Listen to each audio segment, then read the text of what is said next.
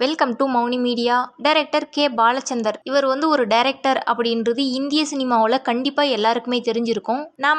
இவர் இந்திய சினிமாவுக்காக என்னென்ன படங்கள் டைரக்ஷன் பண்ணியிருக்காரு அப்படின்றத பார்க்க போகிறதில்ல. இவர் தமிழ் சினிமாவுக்காக மட்டும் என்னென்ன படங்கள் டைரக்ஷன் பண்ணியிருக்காரு அப்படின்றத தான் பார்க்க போகிறோம். இவர் இது வரைக்கும் மொத்தமே 101 படங்கள் டைரக்ஷன் பண்ணியிருக்காரு.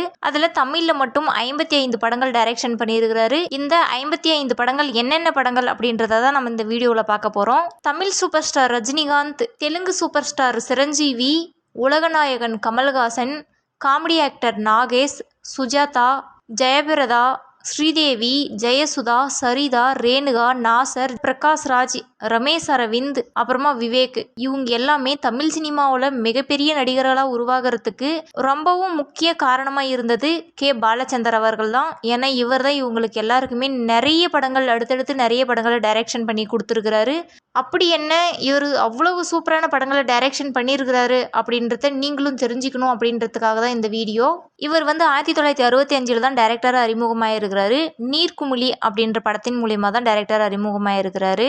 அடுத்ததான் அதே வருஷம் நாணல் அப்படின்ற படம். அடுத்ததான் 1966 மேஜர் சந்திரகாந்த். அடுத்து 1967 2 படங்கள் டைரக்ஷன் பண்ணியிருக்கிறாரு. பாமா விஜயம், அனுபவி ராஜா அனுபவி. அடுத்து 1968 2 படங்கள் டைரக்ஷன் பண்ணியிருக்கிறாரு. தாமரை நெஞ்சம், எதிர்நீச்சல். அடுத்து 1969 2 படங்கள் டைரக்ஷன் பண்ணியிருக்கிறாரு. பூவா தலையா, இரு கோடுகள். அடுத்து 1970 4 படங்கள் டைரக்ஷன் பண்ணியிருக்கிறாரு. 10ஆம் பசலி, எதிரொலி, நவகிரகம், காவிய தலைவி. அடுத்து 1971 3 படங்கள் டைரக்ஷன் பண்ணியிருக்கிறாரு.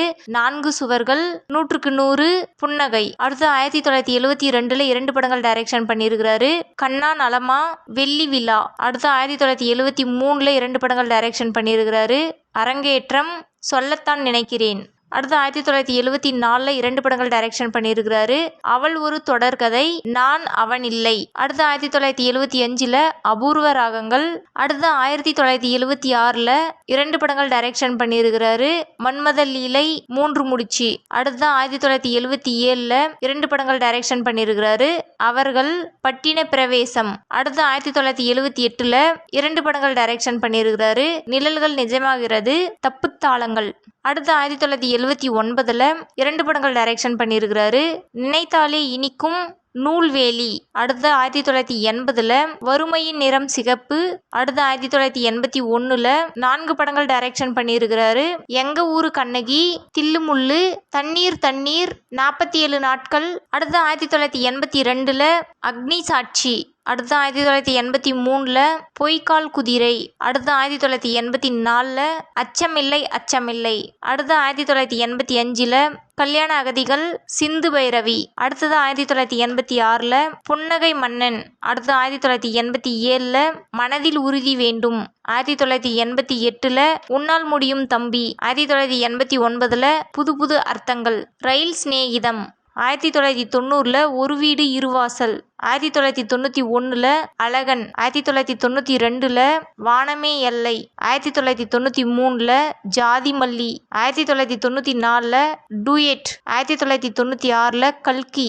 2001 பார்த்தாலே பரவசம். 2006 பொய்.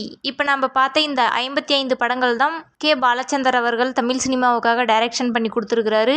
இந்த படங்கள்லேயே உங்களுக்கு ரொம்பவும் பிடிச்ச படம், உங்களுடைய ஃபேவரட் படம் என்ன அப்படின்றத கமெண்ட்ல சொல்லுங்க. உங்களுக்காக அடுத்த வீடியோவில் பாலச்சந்தர் ரஜினிகாந்துக்கு மட்டும் டைரக்ஷன் பண்ண படங்களையும், அடுத்ததான் பாலச்சந்தர் கமல்ஹாசனுக்கு மட்டும் டைரக்ஷன் பண்ண படங்களையும் தனித்தனியாக வீடியோவை போடுறேன். இந்த மாதிரி உங்களுக்கு எந்த டைரக்டர்களுடைய வீடியோ வேணுன்றத கமெண்ட்ல சொல்லுங்க. இந்த மாதிரி அடுத்தடுத்த தகவல்களுக்கு எங்கள் மௌனி மீடியா சேனலுடன் இணைந்திருங்கள். அடுத்த வீடியோவில் சந்திக்கலாம். நன்றி.